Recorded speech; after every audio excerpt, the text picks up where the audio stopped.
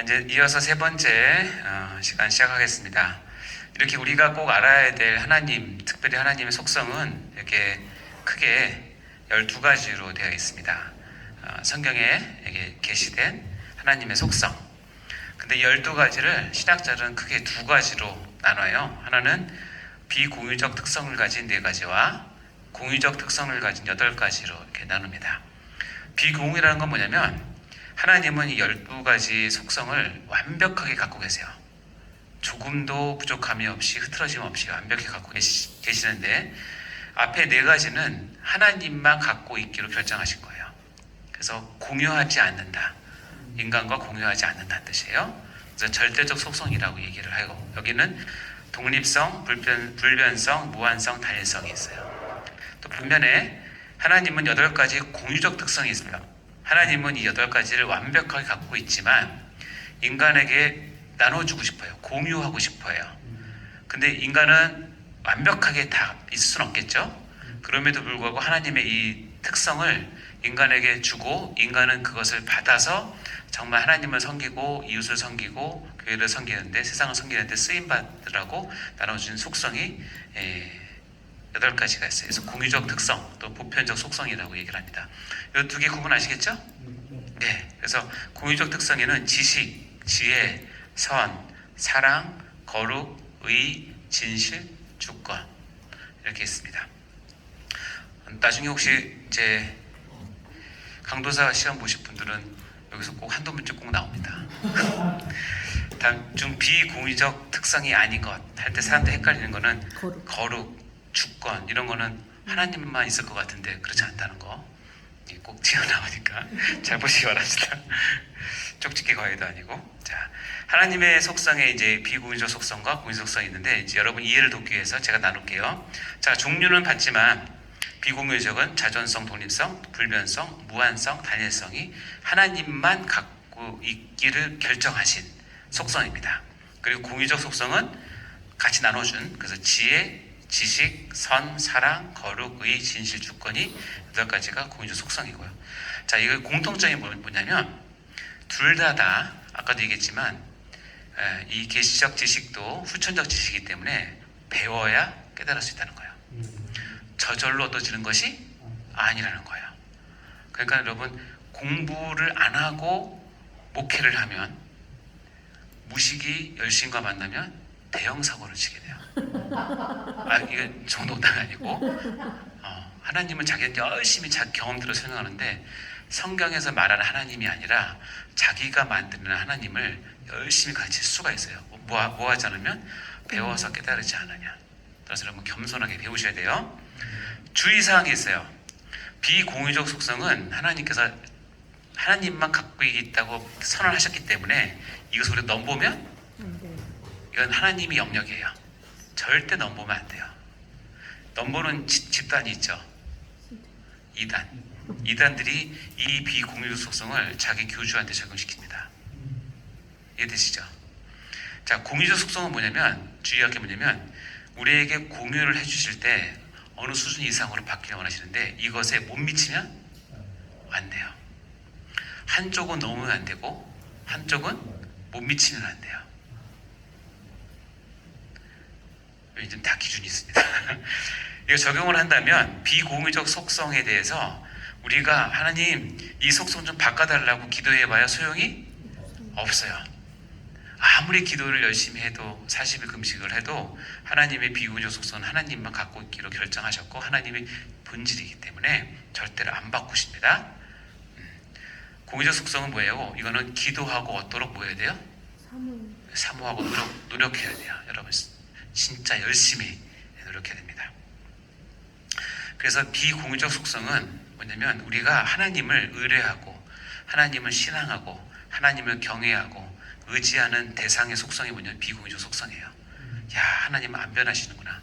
하나님은 창세전부터 있었고 독립성 있고 불변하시고 무한하시고 단일하시고 이런 것은 우리가 경외하고 이제 신앙하는 대상이고 공유적 속성은 뭐냐면 하나님의 이 완벽한 8가지의 공유적 속성을 우리가 받았으니 우리가 받을 때 미흡하니 어떻게 훈련하고 또 훈련해서 내가 가질 수 있도록 노력을 하셔야 된다는 거예요.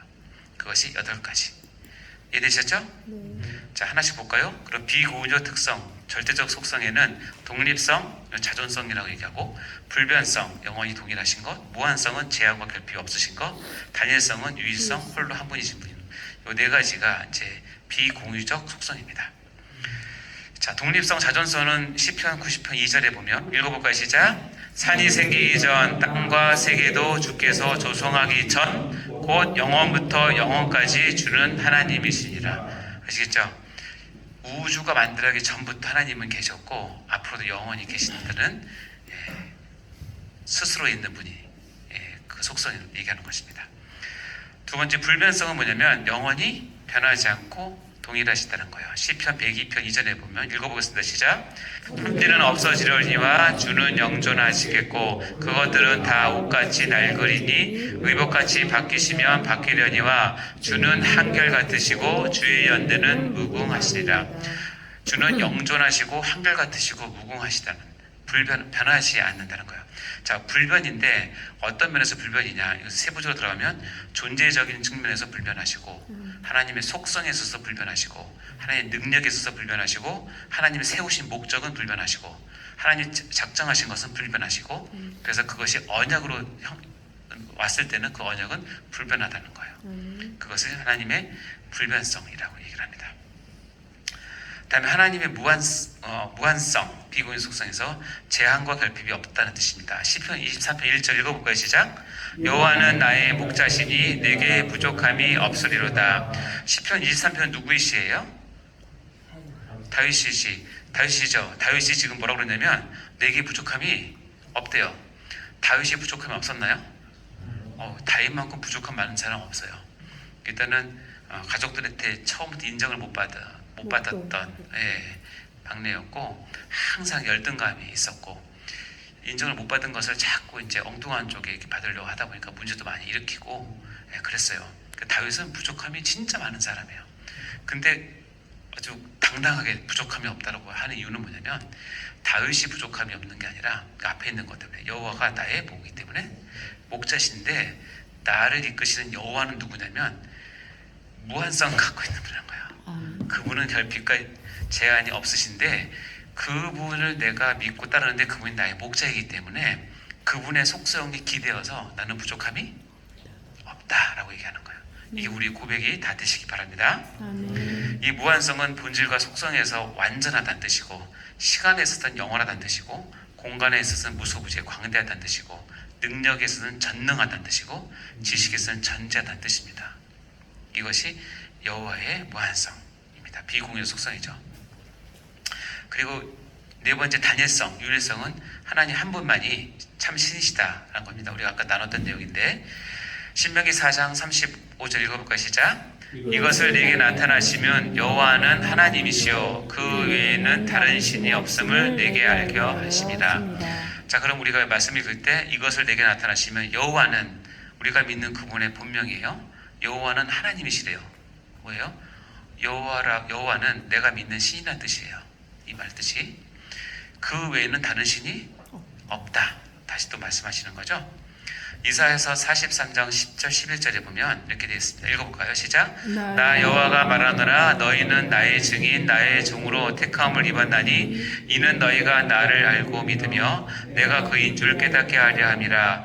나의 전에 지음을 받은 신이 없었느니라 나의 후에도 없으리라. 나 곧 나는 여호와라 나 외에 구원자가 없느니라. 성경은 처음부터 끝까지 하나님만이 여호와만이 유일한 신이시고 여호와만이 유일한 구원자 되심을 분명하게 말씀을 하고 계시는 것이죠. 이런 속성들은 우리가 믿고 따르고 신뢰하고 경외하고 그런 것이지 여기서 바꿔달라고 하시면 절대 안 됩니다. 자, 그 반면에 이제 여러분이 신경 써야 될 게 있어요. 뭐냐면 공유적 속성이 있는데 여러분의 공유적 속성을 다 분열을 하셨어요. 근데 참 재밌는 건 뭐냐면 각 사람의 그릇에 따라서 각 사람의 영적 상태에 따라서 노력에 따라서 이것이 풍성할 수도 있고 적을 수도 있어요. 이 8가지는 골고루 다 있어야 되지만 어떤 사람들은 어느 면에서 좀 더 특별할 수도 있겠죠. 자, 8가지가 지식, 지혜, 선, 사랑, 거룩, 의, 진실, 주권 이렇게 있는데요. 간단하게만 보도록 할게요. 지식이 뭐냐? 하나님께서 우리에게 나누신 공의적 속성을 지식은 하나님께서 자신에 대해서 그리고 가능한 실질적인 모든 것에 대해서 완전히 아시는 것이에요. 하나님은 지식에서 완벽하게 다 아시겠죠. 모르는 것이 없으시죠. 근데 우리는 그 지식을 받아서 자기 한도 내에서는 충분히 알 수는 있죠. 잠언 1장 7절 시작. 여호와를 경외하는 것이 지식의 근본이오늘 미련한 자는 지혜와 훈계를 멸시하느니라. 여호와를 경외하는 것이 지식의 근본. 왜냐하면 여호와가 지식의 원천이시기 때문에 그래요. 또 지혜는 뭐냐면 수단을 목적에 적용하는 데 나타나는 하나님의 지성이라고 얘기를 합니다. 조금 더 지혜보다는 조금 다른 차원이긴 하지만 지혜와 지식이 다 필요하긴 하겠죠.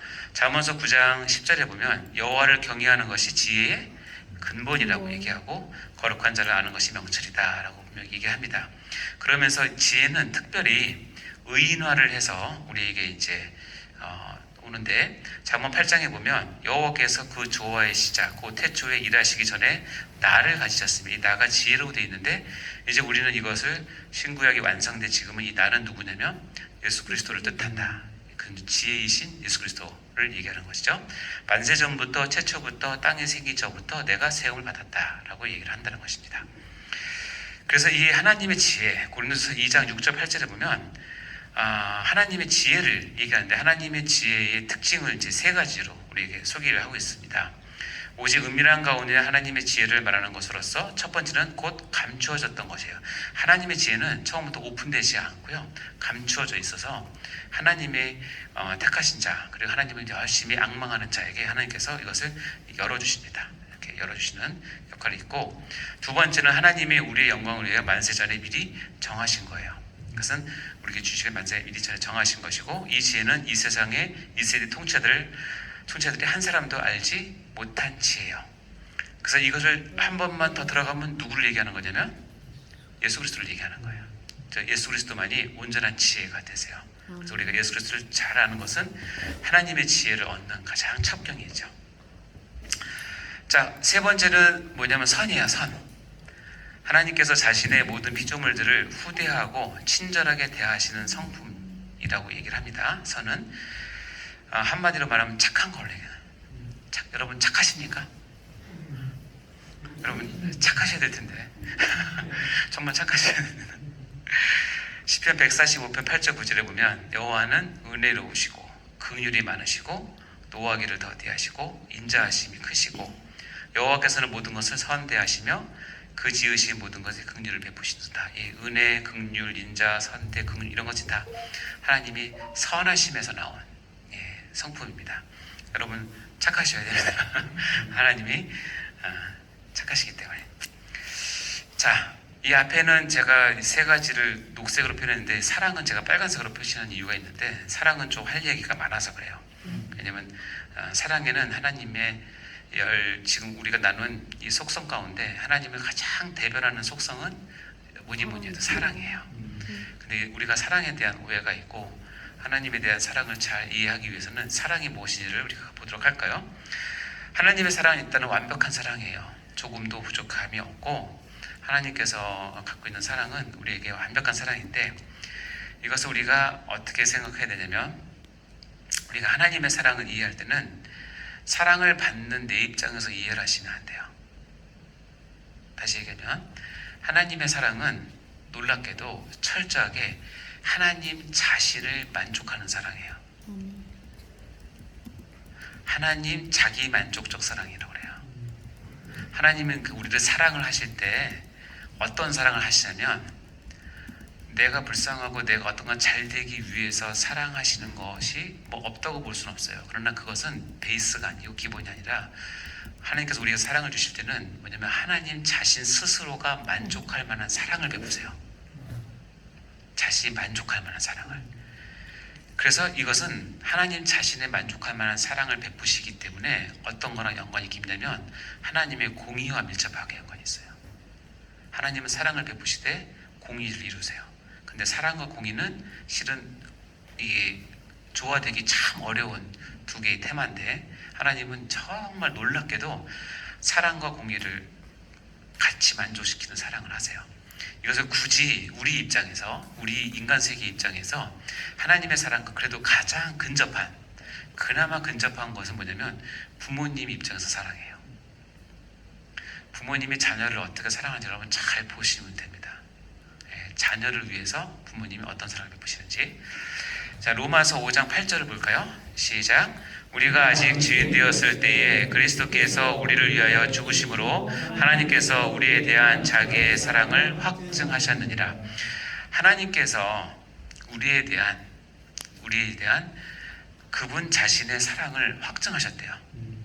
근데 그 방법은 뭐냐면 뜨거움 뭐 이런 것이 아니에요. 어떤 물질 뭐 윙크 뭐 사랑해주고 웃고 이런 게 아니라 여기 보면 아주 끔찍한 일이에요. 뭐냐면 우리 입장에서는 자기 아들을 죽이셔서 사랑하셨다는 거예요. 우리 인간의 입장에서는 이게 이해가 안 되는 내용이에요. 실은 내가 만약에 누구를 사랑해요. 누구를 사랑하는데 어느 정도 사랑하냐면 제 큰아들 종건이를 죽이면서 사랑해요. 있을 수 없는 일이잖아요. 근데 봐요. 그러면 있을 수 없는 일이니까 형사적으로 생각하지 마시고 뭘 보냐면 내가 이 사람을 사랑하는데 내 아들을 죽이면서까지 사랑한다면 내가 이 사람을 얼마나 사랑하는지 아시겠죠? 내 자녀를 죽이면서까지 이 사람을 사랑한다면 이 내 자녀에 대한 사랑을 뛰어넘는 무언가가 있는 사랑이잖아요. 그걸 보라는 거예요. 하나님이 나를 사랑하시는데 독생자 그리스도를 죽이면서까지 사랑하셔서 내가 너를 얼마나 사랑하는지를 확증했다는 거예요. 이거 인간의 법이나 관리로 관점으로 보면 이건 이해가 안 되는 얘기고, 그래서 초기 기독교는 엄청나게 지탄을 받았어요. 비윤리적이라고. 이게 말이 돼요? 근데 이거는 신의 영역이기 때문에 이걸 보면서 나에 대한 사랑이 하나님이 얼마나 뜨겁고 맹렬한지, 그리고 그 사랑은 뭐냐면 하나님의 공의를 어떤 공의냐면 나를 사랑하는데 죄인인 나를 그냥 사랑할 수 없기 때문에 이 죄를 해결할 방법으로 내 아들을 죽인 거니까, 죄를 해결하고 죄 없는 나를 세우신 거니까, 이게 이제 하나님의 자기 사랑이거든요. 예를 들어 볼까요? 이거예요. 여러분이 이제 하나님의 사랑을 요구할 때 여러분이 성숙하면 뭐냐면 내가 만족할 사랑을 자꾸 요구를 하시면 쉽게 얘기하면 조금 어린아이 신앙이에요. 어떤 신앙을 요구하냐면 하나님께서 계획하시고 만족하실 사랑을 저에게 베풀어 달라고 하시는 게 하나님의 입장에서는 너무나 귀한 자녀가 되는 거예요. 요한복음 11장 5절 6절을 볼까요? 예수께서 본래 마르다와 그 동생 나사로를 뭐 했어요? 사랑하셨어요. 근데 나사로가 병들었다함을 들었어요. 이 길이 한 2, 3일 정도 가는 길이었을 거예요. 내가 알기로는 2, 3일인가 하루 이틀 정도 가는 길이었어요. 마르다, 마리아와 그리고 나사로는 이 세 집은 예수님께서 예루살렘 왔다 갔다 하실 때 항상 들렀던 베다니 집이에요. 굉장히 친했어요. 그러니까 마르다와 마리아가 오빠가 거의 막 죽어가니까 얼마나 급해요. 그러니까 사람을 보냈어요. 하루필 때는 예수님께 보냈단 말이에요. 예수님께서 가서 나사로가 지금 병들어 죽게 되었습니다. 빨리 오셔서 고쳐주세요. 기도해주세요. 하나님 와서 안수해주세요. 하지 않았겠어요?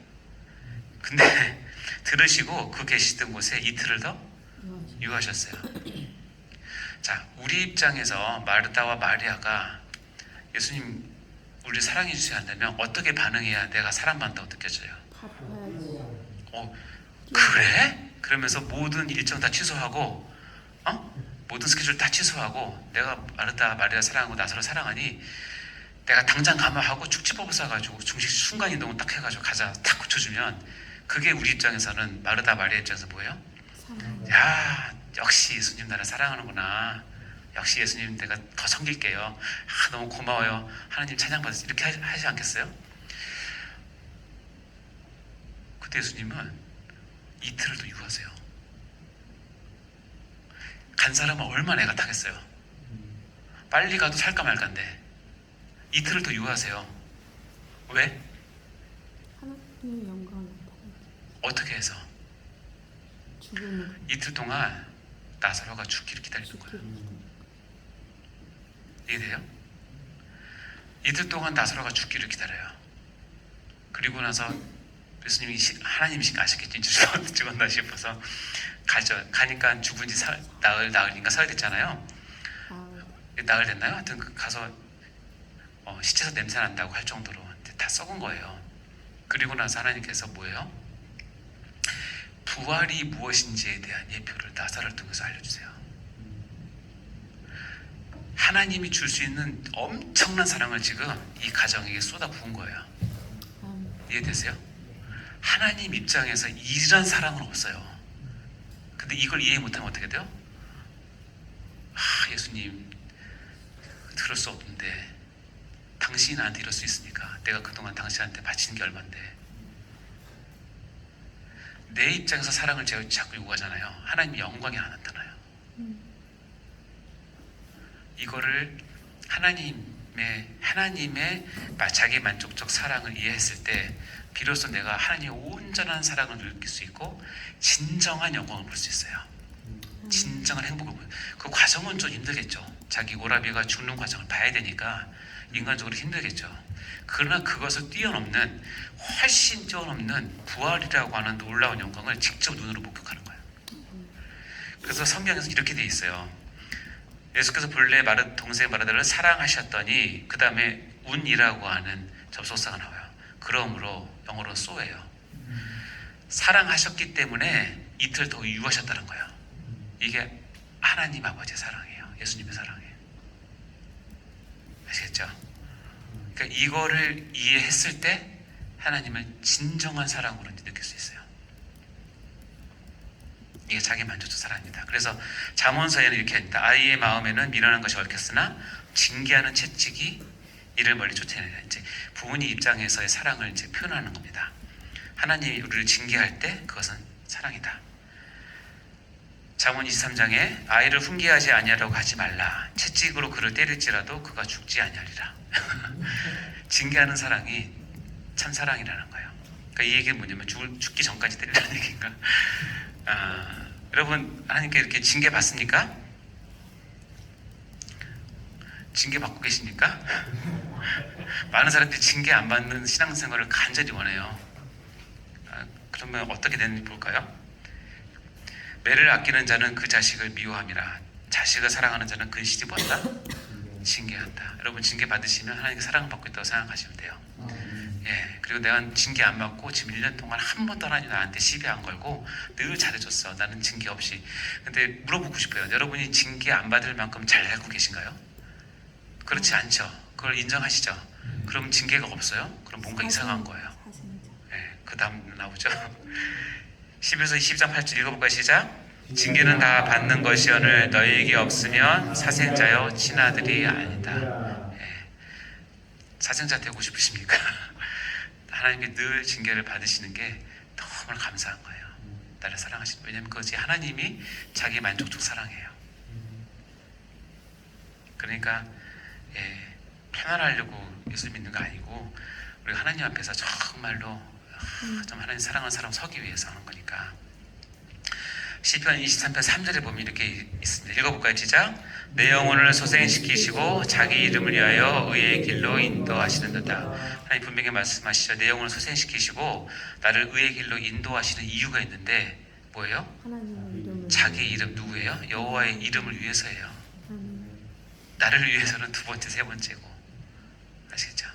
이게 성경에서 말하는 사랑이에요. 이 사랑이 여러분께 충만하길 바라고요. 하나님은 이 사랑을 어떻게 표현하냐? 공짜로 준다라고 표현할 때 은혜라는 단어를 쓰고요. 너희들을 내가 정말로 감정적으로 애타게 여긴다 할 때는 긍휼과 자비라는 단어를 써서 사랑을 표현하고요. 너의 죄에 내가 끝까지 기다려준다는 표현할 때는 관용이나 오래 참이라는 단어로 하나님 사랑을 표현하세요. 네. 사랑은 하나님 만족적 사랑이라는 거 꼭 기억하시고, 그래서 하나님은 이 12가지 속성 가운데 왜 중요하냐면 하나님은 뭐뭐다라고 할 때는 다른 속성들을 붙이지 않고요. 이 하나만 붙여요. 하나님은 사랑이시다라고. God is love라는 말을 유일하게 속성 가운데 씁니다. 그러니까 사랑만이 하나님을 드러내는데 가장 귀하게 쓰이는 속성입니다. 우리가 알고 믿었느니 하나님은 사랑이시다. 그러니까 하나님의 사랑을 여러분 귀하게 받으시고 또 품으시고 감사하시고 또 표현하시고 그렇게 하시면 됩니다. 자, 거룩은 우리가 전에 배웠지만 거룩이라고 하는 것은 구별이라고 얘기했죠. 구분이 아니라 구별. 내가 그 안에 있지만 거기에 동화되지 않고 하나님 붙잡고 내가 그것을 견디면서 하나님의 영광과 빛을 드러내는 구별된 삶을 거룩이라고 얘기했다고 그랬어요. 다음에 의는 뭐냐면 상줄자에게 상 주시고 벌줄자에게 벌 주는 속성을 의라고 얘기합니다. 하나님은 반드시 의를 공의를 실행하십니다. 빠르면 내가 이 땅에 살고 있는 동안에 의를 실행하기도 하시지만 때로는 뭐예요? 하나님 나라에 가서 마지막으로는 반드시 해서 그러니까 결론적으로는 반드시 상줄자에 상 주시고 벌줄자에 벌을 주십니다. 요한계시록에 보면 그 생명책이라 죽은 자들이 자기 행위를 따라 책들에 기록된 대로 심판을 받는다라고 얘기해요. 자기 행위에 따라서 심판을 다 받습니다. 우리 모든 행위는 하나님의 심판 앞에 서게 된다는 것을 기억하셔야 된다. 하나님은 의의 하나님이시기 때문에 그렇고요. 내가 시편 73편은 아삽의 시로 굉장히 유명한 시예요. 제가 이걸로 설교를 몇 번 했는데 이거는 꼭 여러분이 알고 계시면 참 좋아요.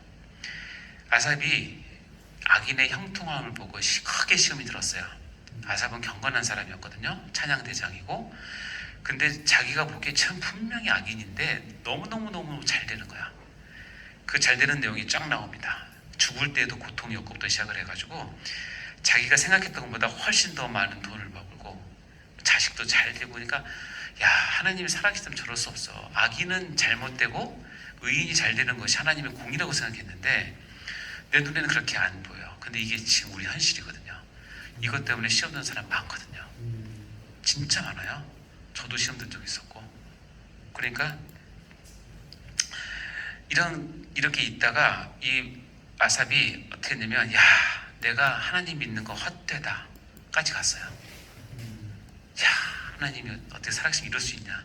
나 하나님 믿는 거 헛되다. 그러면서 그걸 생각하면 할수록 마지막에 보면 되게 심한 고통이 됐어요. 얼마나 힘들었으면. 여러분 이거 어떻게 보면 진짜 힘들어요. 하나님 이럴 수 없다. 하나님 이럴 수 없다. 근데 아삽이 그걸 깨달아요. 언제 깨달았냐면 하나님의 성소에 들어갈 때 반짝 깨달아요. 하나님의 성소에 들어갈 때란 말을 요즘 말로 하면 하나님의 드리는 예배 가운데 또는 가장 정확한 건 하나님의 임재 앞에 섰을 때 이게 잘못됐구나 를 깨달아요. 뭘 깨달았냐면 저들은 멸망할 짐승이라는 것을 깨달아요. 그래서 내가 그것을 모르고 이렇게 막 발부둥쳤던 것을 너무 죄송하게 생각합니다. 내가 이와 같이 우매무지함으로 주 앞에 짐승 같다라고 얘기를 합니다. 그러면서 뭐라고 했냐면 마지막에 하나님은 내 마음의 반석이고 영원한 분기시고 하나님께 가까이함이 내게 복이고 내가 주 여호와를 나의 피난처로 삼아 주의 모든 행적을 전파하리라 하면서 끝나게 돼요. 이게 73편 전체적인 내용인데 이 73편은 정말 우리에게 큰 교훈을 주고 실제로 여러분이 살면서 겪는 이 악인의 형통에 대한 답을 정확히 줍니다. 언제 해야 되냐면 하나님의 성수에 들어갔을 때, 다시 가면 여러분이 예배자로 섰을 때, 다른 말로 하면 여러분이 하나님의 임재 가운데 있을 때 이것을 깨닫게 돼요. 이것은 절대로 공부하거나 지식이나 지혜로 깨달을 수 없어요. 하나님과 대면해야 깨달아요. 하나님께서 얼마나 의로운 분이신지를 알게 됐을 때 그러면서 그들이 불쌍하게 보이기 시작하는 거예요. 마지막 진실은 뭐냐면 하나님은 진실하시는 거예요. 거짓말하지 않고 일구이연하지 않고 하나님이 약속하신 것을 반드시 지키시는 진실하신 분이시다. 민수기 23장 19절에 보면 이렇게 되어 있죠. 하나님은 사람이 아니시니 거짓말을 하지 않으시고 인생이 아니시니 후회가 없으시다. 어찌 그 말씀하신 바를 행하지 않으시며 하신 말씀을 실행하지 않으시랴. 이것이 진실을 뜻하는 겁니다. 하나님의 주권은 절대적 주권입니다. 하나님의 주권은 하나님 뜻대로 하십니다. 기억나시죠? 아멘.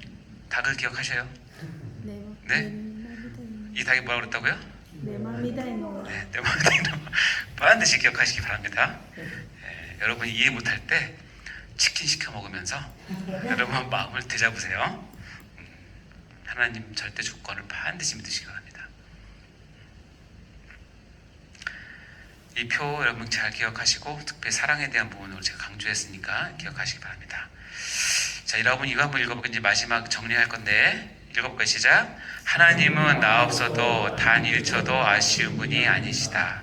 그러나 나는 하나님 없으면 단 1초도 생존할 수 없는 존재이다. 아멘? 네. 이거를 이제 개인 신앙에서 나중에 교회로 가면 교회로 확장하는 이렇게 고백하면 됩니다. 시작. 교회는 나 없이도 얼마든지 존재 가능하지만 나는 교회 없으면 절대로 존재 불가능하다. 아시겠죠? 이것이 교회론으로 확장된 신앙입니다. 따라서 교회가 나를 필요로 하는 것이 아니라 내가 교회를 절대로 필요로 하는 것이다. 이거 바꿔서 얘기할까요? 하나님이 나를 필요로 하는 게 아니에요. 하나님은 나 있으나 없으나 아무 상관없어요. 근데 나는 하나님 없으면 단 1초도 생존할 수 없는 존재라는 것을 기억하셔야 돼요. 그것이 우리가 믿는 하나님이라는 거예요. 자, 우리 키포인트를 읽고 마무리할까요? 1번 시작. 우리는 하나님을 아는 만큼 사랑하고 아는 만큼 섬길 수 있고 아는 만큼 누릴 수 있다. 따라서 우리는 반드시 하나님을 알아야 한다. 2번 시작. 성경에서 만나는 나의 하나님은 순수한 영이시고 인격적이시고 무한 완전하시며 유일하신 분이시다. 나는 이런 하나님을 섬기는 하나님의 자녀이다. 3번 시작. 교회에 나오는데 하나님을 전혀 알려하지 않고 내가 가지고 간 문제 해결에만 관심을 갖는 행위는 기독교란 이름의 미신행위에 불과하다. 4번 시작. 그리스도인은 하나님의 비공유적 속성들을 신앙하고 경외하며 순종해야 하며 또한 공유적 속성들을 사모하고 훈련하여 그것에 다다르도록 최선의 삶을 살아야 하는 의무가 있다. 아멘. 오늘은 짧으니까 우리 찬양 같이 하고 마치도록 할까요? 좋으신 하나님 다 아시죠? 예, 좋으신 하나님, 좋으신 하나님, 참 좋으신 나의 하나님,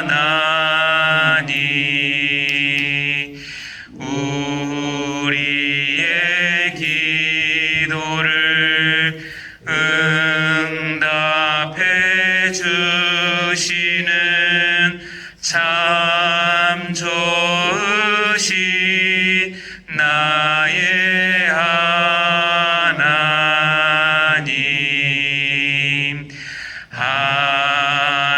한없는 축복을 우리에게 주시는 참 좋으신 나의 하나님. 우리 영어로도 해볼까요? God is so good. God is so good. God is so good. Is so good to me.